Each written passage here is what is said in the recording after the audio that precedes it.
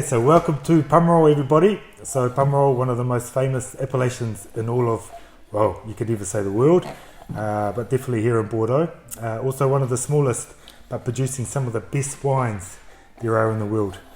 And we're lucky enough to be hosted by Edouard Labrouillet of Château Rouget. So thank you for having us today. So there's a bit of history in your family, Edouard. So originally you started off in the Bourgogne, Burgundy. You're sixth generation winemakers over there. Correct. And what brought you to Pomerol? Why did you decide to come to Pomerol? Well, we are terroir driven. We definitely believe that because we have a strong Burgundy background, we believe that the terroir is a key point of success to make great wines. And we have this fantastic property in Moulin-Vent, Cru of Beaujolais, since 1830. We produce 24 different wines on 24 different terroirs in Burgundy with Domaine Jacques Prieur. And in 92 actually, my dad believed that maybe we should take a look on what's going on in Bordeaux, because Bordeaux is magic. Bordeaux is the most famous wine region in France. But we didn't want to go to the Médoc because the Médoc was much too big for us coming from Burgundy. In Pomerol, it's clearly Merlot dominant. It's the kingdom of the Merlot. So everything drove us to Pomerol, and we were looking for a sleeping beauty. We wanted to create or to wake up a fantastic property. The name was not the key of interest for us, but the quality of the terroir was that. Yeah, I've noticed you've got a huge property here considering being in Pomerol. It's 18 hectares is there? It's 18 hectares. It's an 18 hectares big property, so it's supposed to be the fifth biggest property in Pomerol. But what is fantastic in Rouget is that there is clearly a link between Rouget and Burgundy, Bourgogne, just because we have a mosaic of terroir in Rouget. And we have, my first regret is that every single plot we get has the name of a property. Because in Bordeaux, or in Pomerol, actually, if you have one fantastic parcel on the plateau, the name of the parcel is whether Trotanois, Petit Village, or Certan, or so on. So I cannot put, as a Burgundian guy, I cannot put the name coming from that plot or coming from that plot, because it has the name of a property. But maybe one day I will think about that, about making a parcel selection of Rouget, just to show to the people that we were able to put the terroir in front in Burgundy. In Bordeaux, we put the brand in front, but in Pomerol, there is clearly the DNA of Pomerol is clearly this fantastic fine-tuning of different terroirs. Wow, great. Awesome. So great year, 2016. What was great here in Château Rouget? Magical vintage. Mr. Fantastic. We had the great quantity of water during winter. We had the greatest springs ever. We didn't have much diseases in the vineyard. We were able to pick up at the right time, finding the right balance between maturity and acidity. We are organic at Rouget. We don't use any chemical yeast, so everything was just smooth, delicate. Everything was just perfect. And when Mother Nature gives you everything, you're blessed. So you see, you see the vintage coming, and you say, "Wow, it's gonna be fantastic."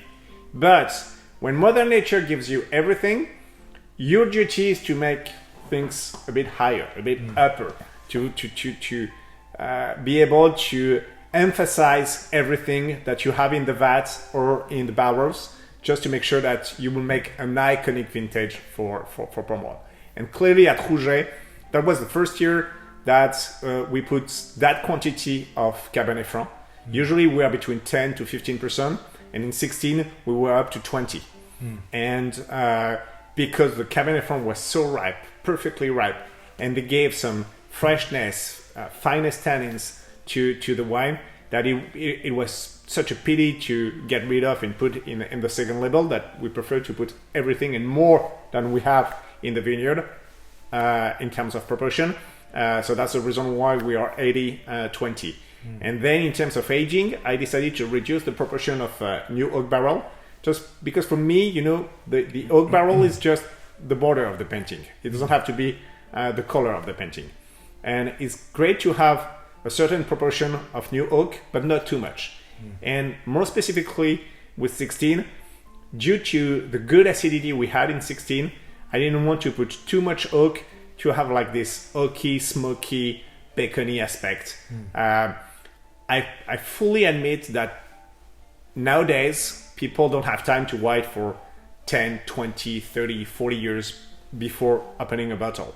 So our duty is to make the fantastic vintage and fantastic wine every year, but also the wine has to be drinking whether it's young, a bit older, and very old.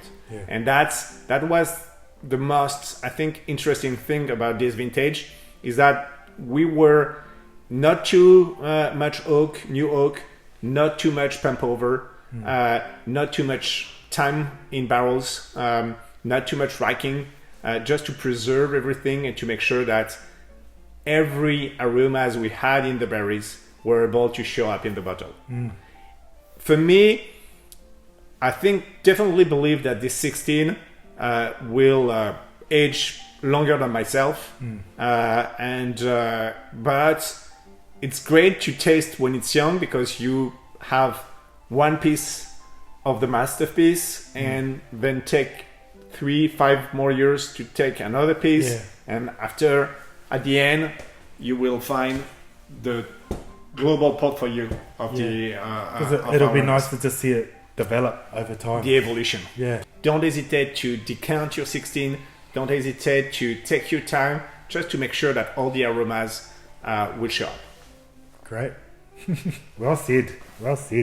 So as you can smell right now, we are in the primary aspect of the Merlot and the Cab. We have some tobacco, chocolate, a bit of cherry aspect. It's very, very right from the nose, you can tell this is a delicate wine. This is like a silky touch that will surround your palate with something very, very delicate. And then when you put it in your mouth, you can taste that, wow, it's a big guy, but very well educated. My mouth's starting to water just smelling it. Beautiful nose on this, as you're going to see.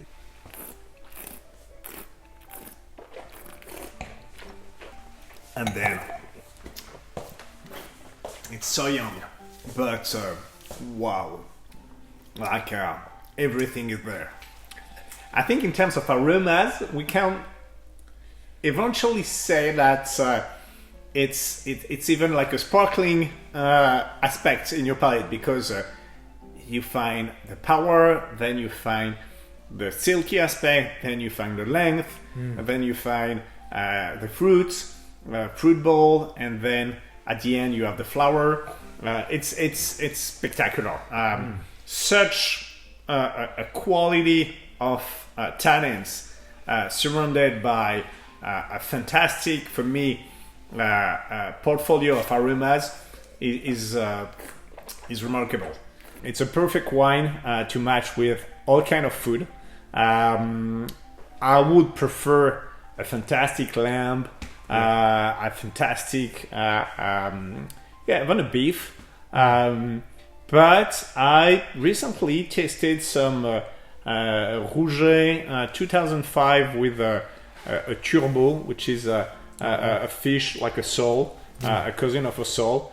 And when you don't have not a buttery sauce, because the buttery sauce put your tannins on a too harsh aspect, but when you have like just grilled, Rouget and the delicatesse of the Merlot is just fantastic. Thank you for coming, for opening this and sharing this bottle with me. It's a good way, when you're a producer, you always need to reboot your internal system just to make sure that what you think first is still valid. No, thank you very much for having us. Thank you. It's a pleasure. Amazing wine. You're going to love this. Merci. Merci beaucoup. Wow.